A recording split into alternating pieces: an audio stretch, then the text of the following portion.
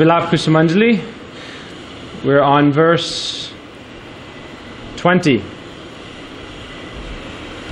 Okay, you can see it here.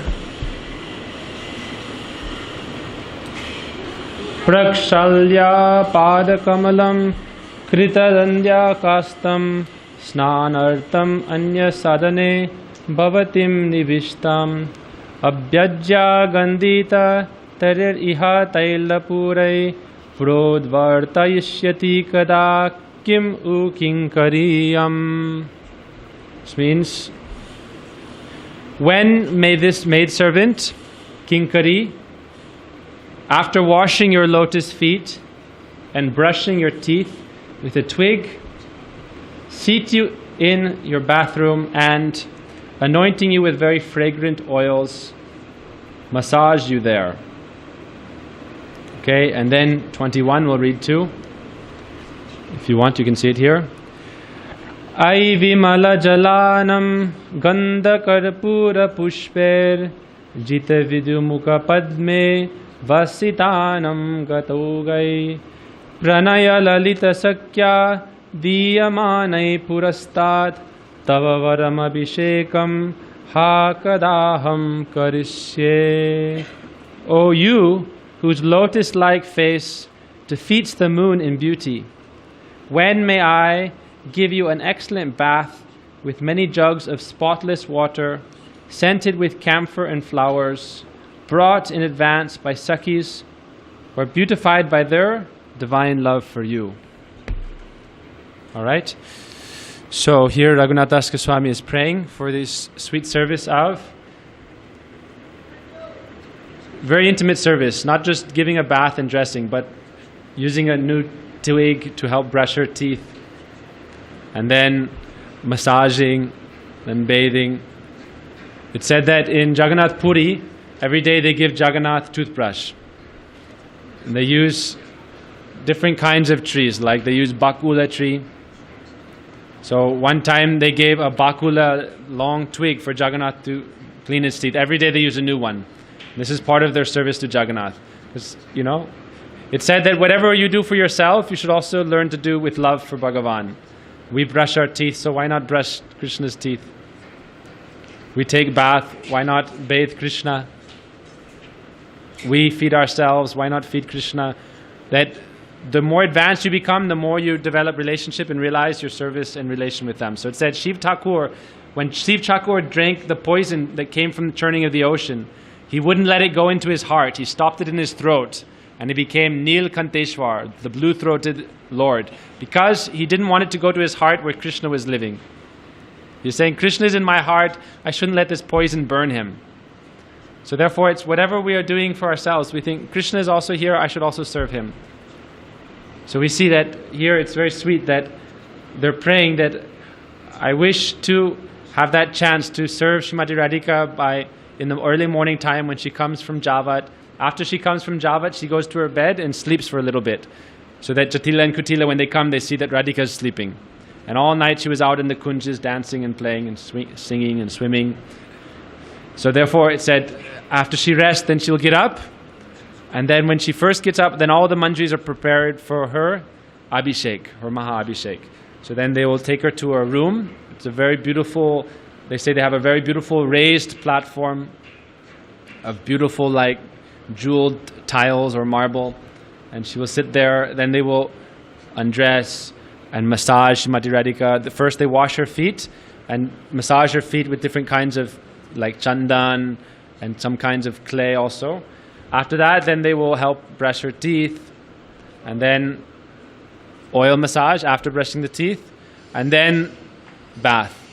And it said that how do they prepare her bath? Before her bath, it said the day before, they will collect many fragrant flowers like jasmine, which is very fragrant, malati, juli, beli.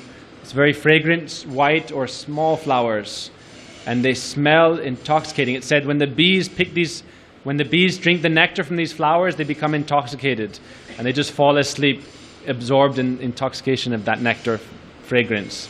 So these flowers are so fragrant, even the bees become intoxicated. So they collect these flowers early in the morning. It said before the bees go, the manjaris go and pick the flowers. Because if the bees go first, then they take some of the essence, and then they lose some of the sweetness. So they go even before the bees wake up. That's why the Manjaris, gopis, before, when we were in Bhubaneswar with Prabhuji in 2007, we would do that with the brahmacharis. We would go out on bikes, because in Bhubaneswar there's flowers everywhere. The city is very beautiful and full of flowers. So we would go out like 4 or 5 groups on bicycles, and we'd go street to street picking flowers. And actually everyone around Bhubaneswar would do this, because we would go out about 1 early before them though. You would see ladies and also men would come out and pick flowers, because everyone has some Thakurji, or everyone has some temple they go to offer flowers, or some puja they do. But we would go, and sometimes we would go into the parks also, like where you're not supposed to go. And there's trees full of like champak flowers, jasmine flowers. It's very fragrant. But we would go before Mangalarti even, when it was very dark, on bicycles. And we'd pick all the flowers, and then we'd bring them back, give them to Prabhuji, and then after Prabhuji cooked lunch, he would sit and for like 3 or 4 hours make garlands. And so we would all make garlands together. And we would offer new garlands twice to Thakurji, morning time and afternoon time. Very beautiful flower garlands made of many different types of flowers. So this is how the Manjaris, they go and pick these flowers. So some flowers they use for garlands, but then some flowers they use to, they collect water from the Jamuna or from some waterfall. They keep it in the clay pots. Then they put a very thin cotton cloth. They put the flowers on top of the cloth and then cover it. And it, through the night, when the wind is blowing through, then the fragrance in the flowers permeates the water, and then the water becomes very fragrant also. So then they use that water to bathe Srimati Radhika. But before they bathe Srimati Radhika, then they take different kinds of, one thing they use is called Ardabata. Prabhuji talks about this. So first massage, they do different types of massage. First massage is called Ardabata, which means you take mustard seed, and you take fresh turmeric, and you take neem, and you use what's called silbata, which is a stone and a pestle and mortar.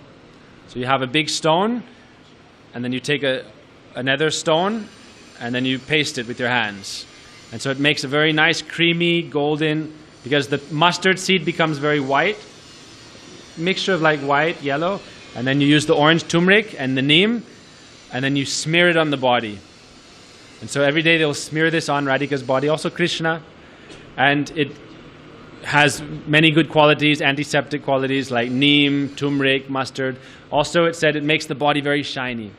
In India they still do this, especially like when the girls are married, for example. They will do this kind of thing, and they'll smear it all over the body and very nicely rub it in, and then after they take a bath, their body is glowing, very shiny. And so they do this Ardabata paste. Then after that they will use sandal, chandan, and they'll give chandan massage to Radhika. After that, then they will use fragrant oils. There are many kinds of medicinal oils they will use. Like if we see Jagannath, every day they massage Jagannath with oil. Especially when Jagannath is performing his sickness pastime for 2 weeks after Snan Purnima. Now it's also going on. Actually every day now, after Snan Purnima, Jagannath says, "Oh Lakshmi, I'm no longer going to eat your cooking. I'm just 2 weeks, I'm going to rest, relax, and take medicine." And at that time he only eats fruits and drinks. And said all the gopis, at that time only the gopis serve Jagannath, none of Lakshmi's party. And they only feed him sweets and drinks and all the Brajbasi kind of stuff, milk preparations. So therefore the Manjaris serve Srimati Radhika with these very sweet things. So if less we learn how to do these services, like we're trying to do this in an active way. We want to apply these things. We talked about this yesterday. We don't want to just hear this. So when we hear about the details of this service, it's a way for us to start engaging it directly and in the mind. So that's why Prabhuji often, you'll hear him talk about Ardabata, which means you can, in your mind, you can have a very beautiful area, beautiful kitchen, where you take the mustard, and you take the neem, and you take the turmeric, and you paste it all together, and then it becomes very nice and rich paste, and you smear it on Srimati Radhika, or you smear it on Thakurji. We see in temples, they all worship Thakurji like this. Whether they worship the big deities or the small deities, you're supposed to worship like this.